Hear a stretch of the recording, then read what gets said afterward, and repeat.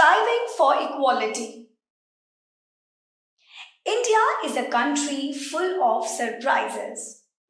There is great diversity in almost every aspect of human life and in the environment as well. In the last 6 decades since independence, India has progressed in various fields. Even the Indian society has undergone a great transformation. We have succeeded in uprooting many social evils. Literacy level has also increased since the time of independence. Even the framers of the Indian Constitution were aware of the challenges before the country. So, they gave India a constitution that could provide a base for the healthy and all round development of the country. The preamble of our constitution mentions the main ideals and principles that need to be adopted to ensure all round development of the Indian society. Ideals such as equality, liberty, freedom, fraternity, brotherhood, justice, etc., are strictly followed in formulating laws and policies by the governments at the central and state level. So, the Constitution provides for the equality of all individuals in every walk of life, irrespective of their socio-economic cultural background. Despite all these laws, discrimination and prejudices still prevail in our society. These unfair practices are plaguing the development of our society and denying a considerable section of our society a fair chance to lead a better lifestyle with higher productivity. Let's study about diversity, its good and bad perception, and its impact on the discriminated against sections of the society. In a country full of diversities like India, we often come across people who look different from us, speak different languages, wear different type of clothes, and have different food habits, etc. Their opinions, attitudes, and thoughts may also be different. We find them strange and unfamiliar. Instead of understanding them properly, we usually form a negative opinion about them, which results in building up of certain prejudices. Prejudice. Prejudice means judging other people in a negative way or thinking of them as inferiors. One can be prejudiced against others on the basis of religion, skin color, way of dressing, food, language, etc. These prejudices or preconceived notions prevent us from getting close to others. Such negative attitudes or opinions, when expressed against an individual or a group belonging to a particular religion, race, or nationality, are bound to hurt their feelings and prevent harmonious living in a society. Stereotypes. Prejudice or preconceived idea leads to the creation of stereotypes. If we generalize all people of a particular group into one image, we create a stereotype. Here are some examples or statements that we frequently hear in our day-to-day life. Girls cry easily. Fair-skinned girls are more beautiful than the dark ones. Villagers are very simple and city folks are cunning. People who speak in English are superior. Boys are good at games and girls are good in household work, and so on. Thus, stereotypes can have a damaging impact as they do not allow us to do justice to an individual because we ignore their skills and unique qualities. It is indeed difficult to overcome prejudice because it has been ingrained strongly in our minds. We must try to overcome our prejudice by showing tolerance and respect for other cultures, apart from developing better understanding about them rather than treating them as inferiors. Social and economic differences. Besides various regional, cultural, religious, and linguistic diversities, some social and economic differences also prevail in Indian society, leading to social and economic inequalities. Social inequality. India faces the problem of social inequality. The age-old hierarchical caste system is an example of this inequality. A person faces social discrimination in the society on account of his birth in a particular caste group, whereby a son of a potter becomes a potter, a weaver's son becomes a weaver. All these practices took away the enthusiasm and enterprise of an individual over a period of time and created a situation of inequality. People who were deprived of educational opportunities failed to get good jobs and remained ignorant and poor throughout their life. Besides social inequality, another type of inequality that prevails in India is economic inequality. Inequality comes about when a person does not have the resources and opportunities that are available to other persons. Unequal distribution of wealth among the people in a country has resulted in economic inequality. India is divided into three classes of people according to their economic conditions. These are rich, middle, and poor classes. It is the poor class which is not able to fulfill even its basic needs, that is, food, clothes, and shelter. Discrimination and inequality. Prejudice and stereotypes lead to discrimination and denial of equal opportunities to people. Discrimination means to differentiate between people on the basis of their class, race, gender, religion, economic background, etc., in spite of an individual's skills and qualification. It leads to backwardness and the creation of conditions whereby certain people fail to lead a life of dignity and respect. Thus, discrimination can take place on the basis of religion, race, caste, and gender. Discrimination and the caste system. In the past, many social evils crept in the Indian society. Some of these evils are still prevalent and causing a great damage to the society as a whole.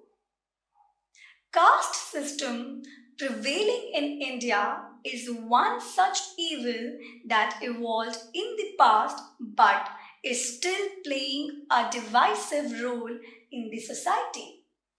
Let's study about the caste system, its origin and effect on the society. The origins of the caste system in India can be traced back to the ancient times in later Vedic age, whereby society was divided into four varnas or occupational groups. This was based on the division of labor and power in society. The Brahmins were expected to perform rituals, worship, and educate the people. The Kshatriyas practiced warfare and defended the countries. The Vaishyas were traders, the Shudras did menial work and served the other three varnas. With the passage of time, the caste system became rigid and hereditary and an evil.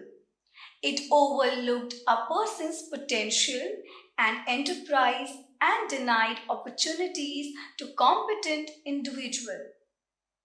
It divided the nation. Shudras were at the bottom of the caste hierarchy and were termed untouchables. They were forced to lead the caste life on account of their birth in a low caste. They lived on the outskirts of the village, could not draw water from the village well, and were excluded from participating in religious affairs. They were considered as outcasts, deprived of education, job opportunities, and all avenues of progress as well as social status in society. They gradually became marginalized sections of the society. Even the framers of the Indian Constitution were aware of the challenges before the country. Swami Dayanand Saraswati, Jyotiba Phule, and Mahatma Gandhi worked tirelessly to provide dignity to the untouchables in the caste-ridden Indian society. The Constitution refers to them as scheduled castes, though they call themselves as Dalits. Untouchability occurs. After independence, the government was committed to the upliftment of untouchables as was desired by our founding fathers. Our constitution was built upon the basic idea of equality for all. Dr. B.R. Ambedkar, the chairman of the drafting committees that framed the Indian Constitution, belonged to the Mahan caste who were considered untouchables. He had also experienced caste-based discrimination during his childhood and in the later age of his life as well. He raised his voice against caste discrimination and demanded equal respect as well as rights for the untouchables. Dr. B.R. Ambedkar fought for the rights of the untouchables. A large section of our society remained backward and ignorant due to the unjust caste system. The lower castes were exploited by the privileged groups, especially the landlords. This resulted in a new practice of bonded labor called Bandhwa Majdoor. In this system, the poor laborers were made to work for the landlord all through their lives and even from generation to generation without any remuneration. This was done on the pretext that the workers had to pay back a loan that they or their forefathers may have taken. Special children. Our society at large is often unaware about special children, their potentials and needs. Children with special needs are usually identified with very low expectations and thus are neglected from the mainstream. The following are some of the disabilities faced by special children. A. Locomotor handicap. B. Hearing impairment. C. Partial sightedness. D. Mental handicap. E. Orthopedic impairment. The Government of India has initiated a scheme to integrate the education of such children in normal schools. Various other institutions have also been set up to satisfy their educational and vocational needs. Tribals. Another section of our society which has been ignored and exploited by others are the tribals. Tribals live in the natural surroundings in the hilly regions and are dependent on the forests for their sustenance. They live in a primitive manner and have their distinct culture, customs, traditions, and language. The Government of India has taken several initiatives as an effort to bring these tribals into the mainstream of the social life. We also need to take care that their individual customs and culture remain intact. Striving for equality. India gained freedom in 1947, but our constitution makers realized that political freedom was meaningless unless it was accompanied by social and economic equality. Thus, they made provision for the right to equality to all the people of India. The preamble of the Constitution enshrines that India is a sovereign, socialist, secular, democratic, and republic state. The Constitution of India contains all laws, rules, and regulations of the land. Article 14 of the Constitution guarantees to every person equality before law and the equal protection of law within the territory of India.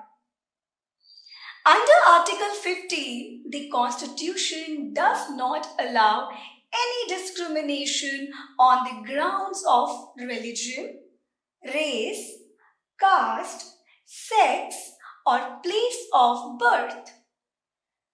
Article 16 of the Constitution provides equality of opportunity to all citizens in matters of public employment.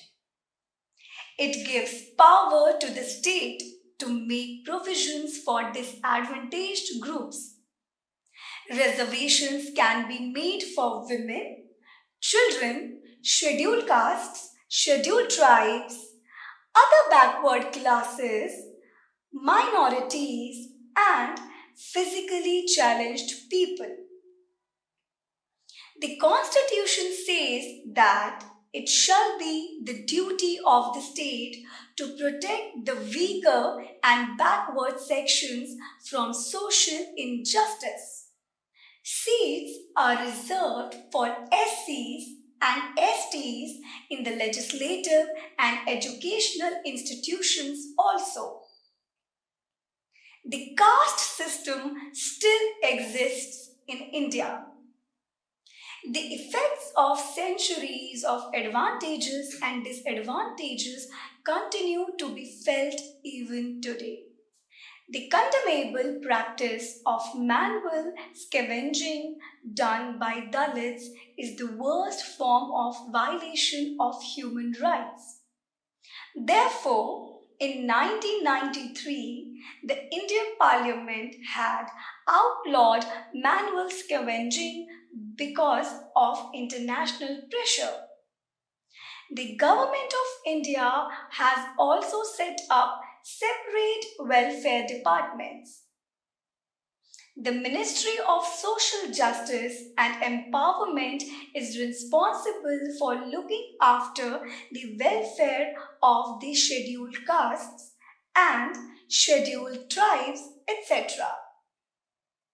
Such steps taken by the government have resulted in some progress and the people are becoming aware of their rights. Literacy rate is rising among the scheduled castes, and a reasonable number are entering professions like civil services, medicine, engineering, law, teaching, etc. Even then, the benefits have yet to reach a large section of people. We must remember that there is no place for prejudice or discrimination in our communities, homes, schools, or place of work. Article 17 declares that untouchability is abolished and its practice is forbidden in any form. In this way, the Constitution of India provides for the freedom of speech, right to freedom of religion and religious practices. There is no official religion in India. All religions are equal before the eyes of the law. This secular aspect of India strengthens the democratic policy of our nation and provides sustenance to our diverse cultures. Today, the barriers of religions and castes are weakening. We can see interreligious, intercaste marriages in our society. In the cities, the scene has changed a lot. People have now begun to understand and respect one another and their religious practices also. So, there are less conflicts on the communal line. Increase in literacy rate, greater interaction among the people of different regions and religious background have helped in developing better understanding and tolerance among the masses. Thus, we have seen that equality is a basic requirement or condition for any progressive society. That is why the Constitution of India strives to bring about equality in India.